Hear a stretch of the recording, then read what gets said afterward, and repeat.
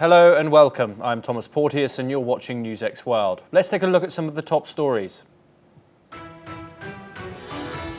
Netanyahu says taking over Gaza City is the best way to end the war and defeat Hamas, amid European warnings the move may violate international law. He insists Israel does not seek to stay in Gaza and is considering candidates for a transitional authority. This comes as Israel faces strong criticism from hostage families and countries including the UK, France and Germany over its Gaza plan. Defense Minister Israel Katz says the condemnation will not weaken resolve, with Netanyahu outlining 5 goals including disarming Hamas and taking security control. Israeli military reports 2 projectiles likely fired from Gaza into Israel, with intercept attempts under review. Gaza's civil defense agency says at least 37 people were killed by Israeli fire on Saturday, including civilians waiting for aid. Ukraine warns the upcoming Trump-Putin summit may seek to dictate terms, as Zelensky says there is no path to peace without Kyiv at the table. European leaders rally behind Ukraine while Russia's Medvedev slams their interference. 3 swimmers die after triggering unexploded ordnance at banned beaches in Ukraine's Odessa region. In Russia, Saratov region, a Ukrainian drone attack kills 1 person and damages homes and an industrial site. Bandits in Zamfara state kill 11 vigilantes and 2 policemen after ambushing a rescue team pursuing kidnappers in Adapka village. The attack is the latest in years of violence by criminal gangs, terrorizing communities in northwest and central Nigeria. Firefighters contain a deadly blaze in France's Aude region, but scorching heat and strong winds threaten to reignite it. 1 person is dead and dozens are injured, and 16,000 hectares remain burning amid the Mediterranean heatwave. Japanese fighter Hiromasa Okarawa dies from brain injuries suffered in an August 2nd match, just days after Shigetosu Katari died from similar injuries on the same event. The Japanese Boxing Commission will reduce title fights now from 12 to 10 rounds.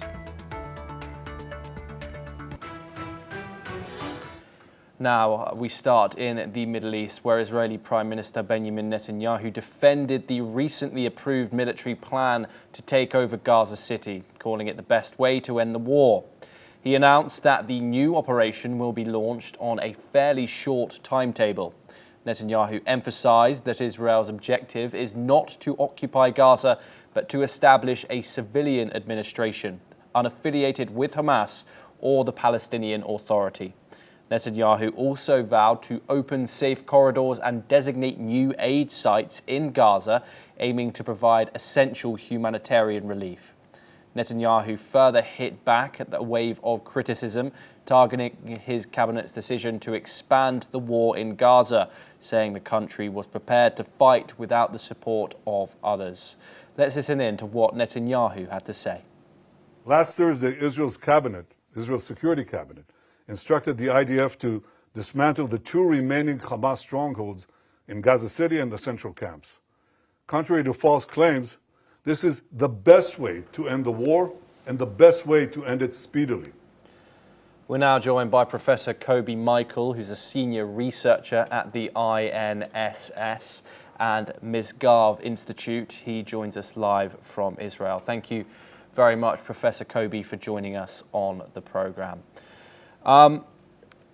We just came back from Benjamin Netanyahu's press conference to the international media, and he says that this controversial escalated military operation into Gaza City is the best way to end the war and defeat Hamas.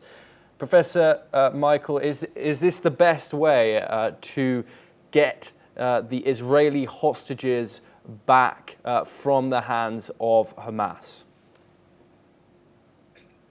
At least is the less worst alternative that we are facing. Actually, we have no other alternative because Hamas does not intend to resume the negotiation. Hamas sits in the tunnels of Gaza, and they feel very satisfied, very happy that a bunch of proxies are making the work for them, be it part of the international media, be it European leaders, be it international organizations that internalize and echo and amplify the false narratives of Hamas with regard to the starvation, with regard to the war crimes, and so on and so forth. They pressure Israel. They see what is going there inside the Israeli society, domestically. They see the tensions between the military echelon and the political echelon. And they see that they get humanitarian aid and some other things that should have been as outcomes of the negotiation in Doha, outcomes of the agreement that should be achieved in Doha without negotiation and without releasing hostages. So why to resume the negotiation? So the option of negotiation is not there. The other option is to continue what we did until today and recently in the last few months, which means to create a sort of military pressure on Hamas on the one hand, but not to do it till the end, and to try to resume the negotiation on the other hand.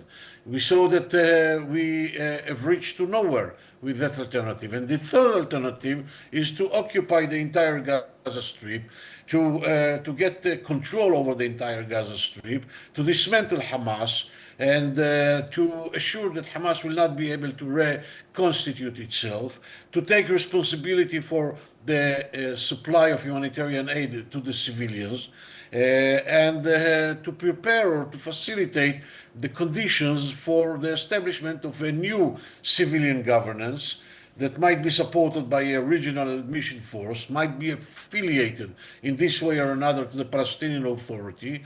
It doesn't mean that the Palestinian Authority will return to control the Gaza Strip, but it will be affiliated with the Palestinian Authority and to end the war. I see no other option. Professor Michael, recent surveys coming out of Israel indicate that approximately 67% of Israelis favour concluding the conflict, with about 57.5% supporting a comprehensive deal for the release of all hostages in returning an end to the war.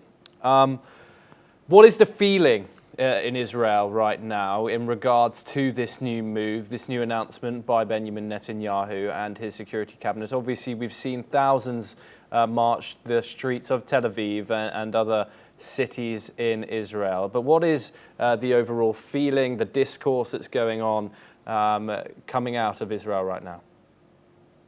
You referred to one survey, or there are even more than one survey, that asked a very specific and biased question, because the question that was asked was, are you in favor of ending the war and releasing the hostages? Who is not in favor of ending the war and releasing the hostages? Of course, the vast majority of the Israeli public is in favor of that. But in other surveys, when the Israeli public is asked, are you in favor of ending the war and releasing the hostages by letting Hamas remaining as the effective sovereign power in the Gaza Strip, you will get a vast majority of the Israeli public which is against. And secondly, we are talking about a very theoretical issue. Is there such a comprehensive deal? Is Hamas really willing to reach to such comprehensive deal? The comprehensive deal that Israel talks about, the comprehensive deal that even the Egyptians and the Qatarians, not mentioning the Americans, are talking about, is that Hamas at the end of the war will not be there anymore in the Gaza Strip, that Hamas will be dismantled.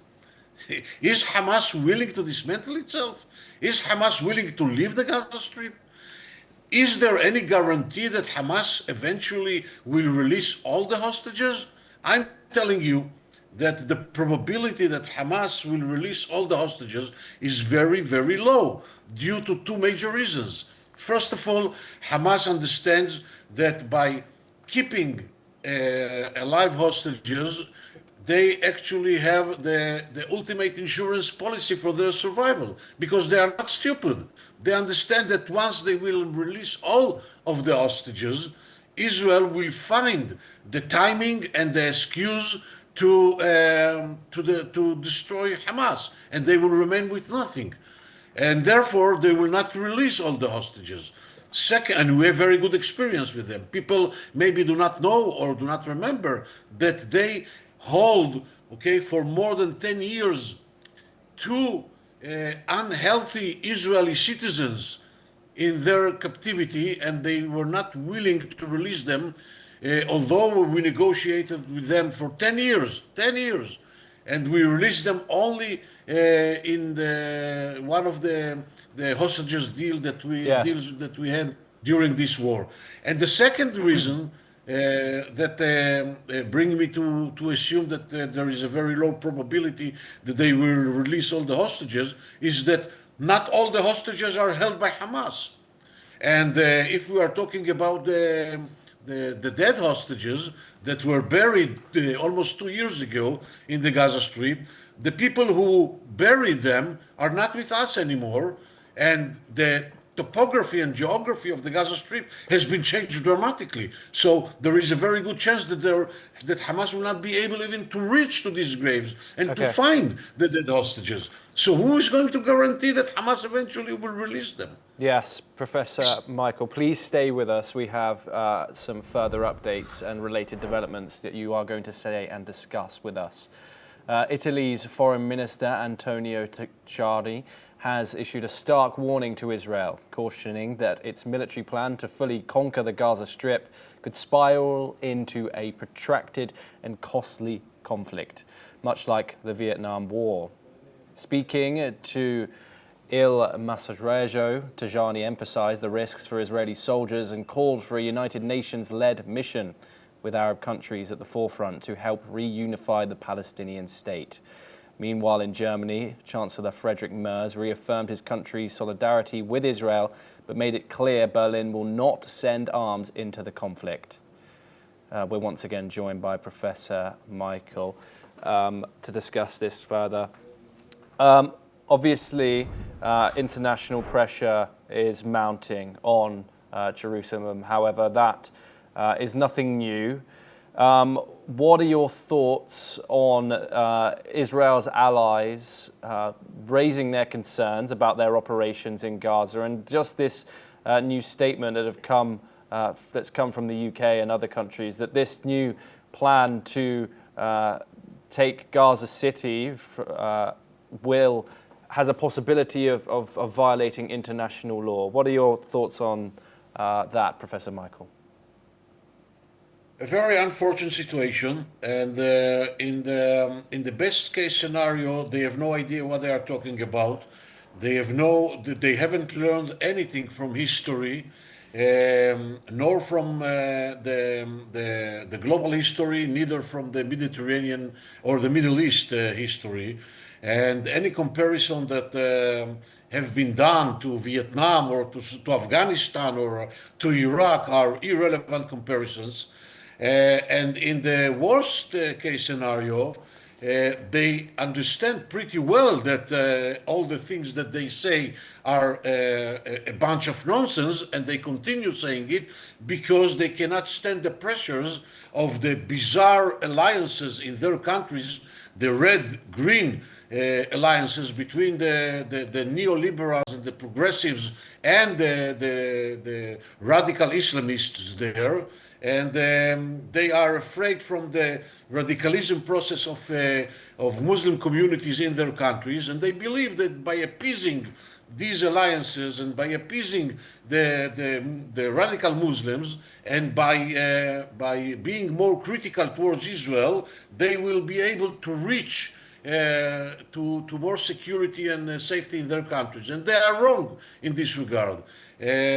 But Israel, with all the sorrow, okay, Israel hears carefully the things and the criticism, and Israel will continue to do what it has to do in order to defend its country, in order to defend its people, and in order to assure that these Islamo-Nazis along our borders will not remain there. Because there is no even a single country in the entire world that will be willing to accept such a Islamo-Nazi organization on its borders, and there is no even a single state in the entire world that would have reacted differently in comparison to Israel. And I'm telling you that any country would have reacted even in a much more brutal way and in much less effective militarily way to such a threat or to such an event like October 7th.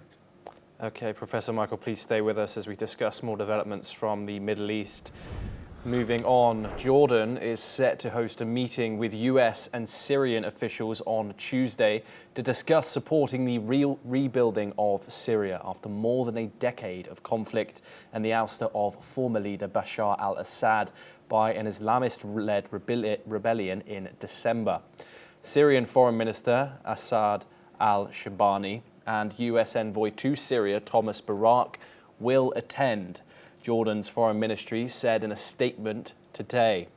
On Wednesday, Damascus signed 12 agreements worth $14 billion, including a $4 billion agreement with Qatar's UCC holding to build a new airport and a $2 billion deal to establish a subway in the Syrian capital with the United Arab Emirates National Investment Cooperation.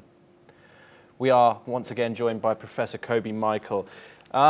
Jordan is hosting a meeting with the United States and Syrian officials to discuss rebuilding Syria after over a decade of conflict. What are Israel's thoughts on the reconstruction of Syria and the role of international partners in this effort, particularly the United States? Israel still, I would say, stands in front of unclarity with regard to the nature, the real nature and the real intentions of the current Syrian regime led by al-Jolani due to its past. Al-Jolani and the entire current regime, they came from ISIS, they came from Al Qaeda. These are people who led a very extreme, radical, violent jihadi organizations. So as it looks till now, it looks that al-Jolani tries to change things, and he tries to stabilize the situation in Syria and even to cooperate with Israel, and he even declared that Israel is not an enemy. And there is cooperation. There are open channels between Israel and Syria, but and Israel has an interest to deepen or to broaden these channels and to see Syria one day as another member of the Abrahamic Accords and part of the normalization process and the new regional architecture. But for the time being, Israel actually has to maneuver or has to balance between, I would say, three major interests where there are some tensions between of them. The first and the most important interest is to ensure its security along the border with Syria, and this is the idea behind the buffer zone and our presence there in the buffer zone. The second interest is our moral and our historical commitment towards the Druze in Syria, which are relatives of our Israeli Druze, the Israeli citizens, and the Israeli moral commitment towards minorities, generally speaking, which are near its borders. And the third interest is, as I said before, to broaden and to deepen the cooperation with the Syrian regime to assure its stability and to assure that this regime goes in the right path. And here, as I say, there are tensions between these interests, and Israel has to find the right way how to balance and to assure that on the one hand, Syria remained deterred, that Israel keeps its security interest, that we are able to help the current Syrian regime to stabilize itself and to stabilize Syria, and to defend and to help the Druze and the other minorities, at least those who live in the areas which are close to the Israeli borders. Thank you very much, Professor Michael. You are staying with us. We have updates from that United Nations emergency convene that is currently happening, where a senior UN official that has warned that Israel's plan to take control of Gaza City could, quote, likely trigger another calamity, end quote, with consequences beyond the embattled territory. Let's listen in to what Miroslav Jenka, a UN Assistant Secretary General for Europe, Central Asia and the Americas, had to say. Mr. President, we are already witnessing a humanitarian catastrophe of unimaginable scale in Gaza. Director Ramesh Rajasingham from OCHA will shortly provide you with the latest updates in this regard. If these plans are implemented, they will likely trigger another calamity in Gaza, reverberating across the region and causing further forced displacements, killings, and destruction, compounding the unbearable suffering of the population. Jenka told the UNSC that the only way to stop the humanitarian suffering in Gaza is a full, immediate and permanent ceasefire. Jenka stressed that civilians, including humanitarian workers and those seeking aid, must be protected and Palestinians must be allowed to return to their homes. We are once again joined by Professor Kobi Michael. I want you to analyse the United Nations' role in this war, Professor Michael. We have had repeated statements condemning Israel's actions in this conflict, some bodies and arms of the organization doing so more. I just want to go over that statement once again. These plans, if they are implemented, will trigger another calamity in Gaza, reverberating across the region and causing further displacement, killings and destruction. Can I get your thoughts on that statement from the US Assistant Secretary? Unfortunately, this is another manifestation of the irrelevancy of this organization that should have been dismantled long ago. The idea that in such a convention of the Security Council, they dare to threaten Israel and to demand from Israel to stop doing what Israel does, instead of demanding Hamas to dismantle itself, to leave the Gaza Strip, and to stop torturing its own people, okay, this is not less than absurd. The idea that this organization, with its agencies, echoes the lies of Hamas, cooperates with Hamas. I would like to remind our viewers, who is UNRWA? UNRWA is an agency of Hamas, of the UN, which is totally controlled by Hamas, where its some members of its personnel participated actively in the barbaric, murderous massacre of October 7th. This is an organization that enables Hamas to use all of its facilities, be it schools, clinics, and any other facilities, warehouses, okay? They enable Hamas to use them as terror compounds. So this is the organization that we have to rely on. This is the organization that we have to take seriously. This is an organization that really contributes to the safe of the people of the Gazans, the people of Gaza. This is an organization that refuses for months to supply humanitarian aid, which sits in the Palestinian side of Kerem Shalom crossing, after the security checks that were done in the Israeli side, we are talking about more than 900 trucks of food and humanitarian aid that the UN refuses to take and to distribute this humanitarian aid inside the Gaza Strip. Why? Because they don't want to have the defense of the IDF. They want to have the defense of Hamas, because they know what exactly is going to be there with this humanitarian aid. Who is looting? Who is stealing the humanitarian aid? Hamas. Who helps Hamas to do that? The UN. So we have to take them seriously.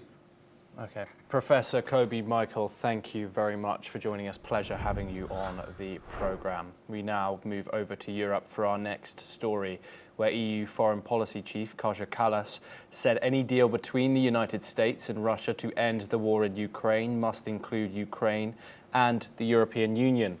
Kallas emphasized that it is crucial for the security of Ukraine and all of Europe.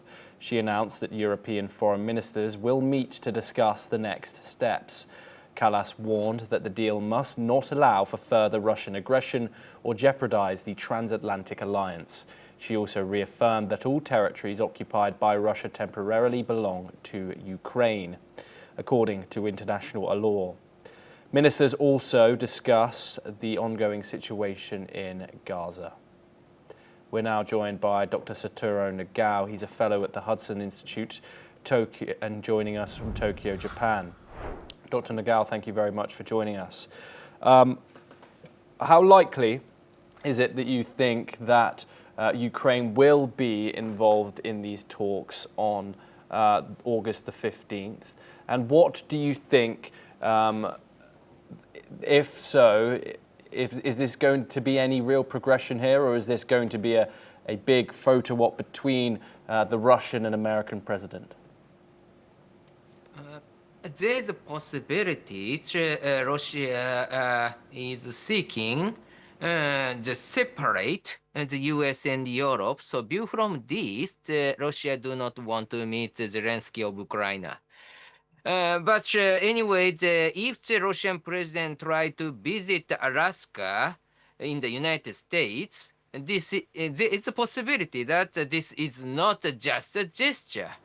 So that's why Europeans are worrying about this situation. Without Europe's viewpoint or Ukraine's viewpoint, the US and Russia agree. This means that it relies on the contents of this agreement, but there is a possibility the agreement is quite controversial and separate opinion between US and Europe. So in the history, there is the experience of the Munich Agreement, which has happened in 1938, just before the Nazis' invasion of many countries.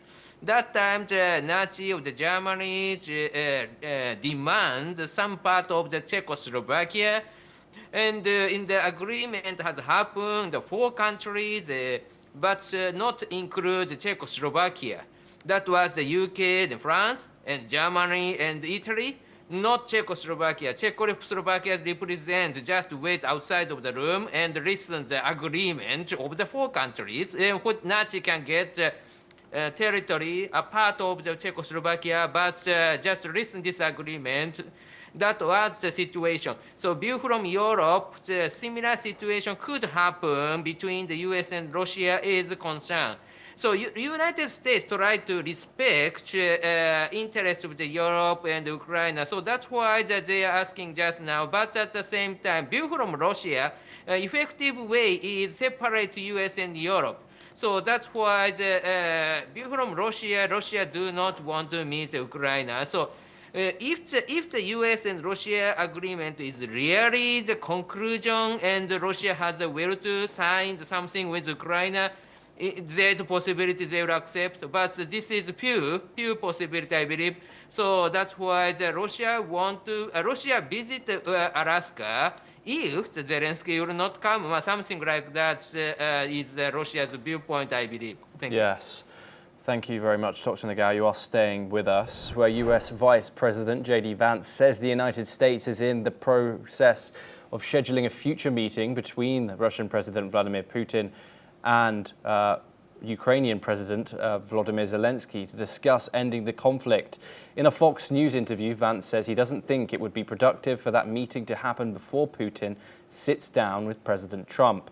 He also confirmed that the US will keep lines of communication open with President Zelensky and Ukraine.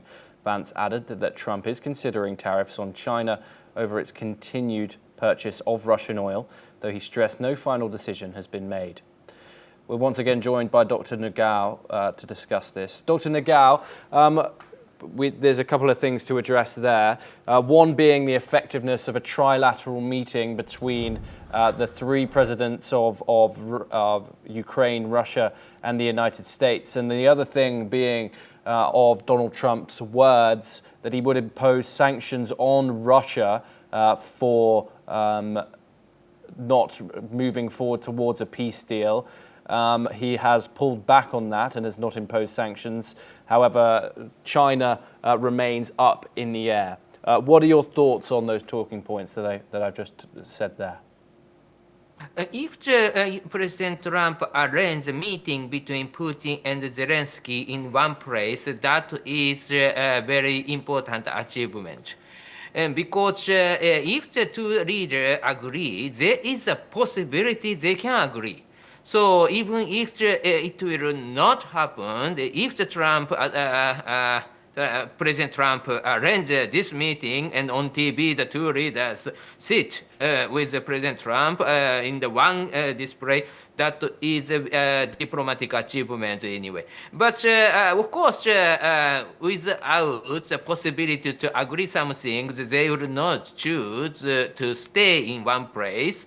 So that's why it relies on the negotiation just now. And still, Russia do not have the will to end the war just now. I think the possibility is a little bit few. But anyway, visiting the United States is a risky visit for the President Putin.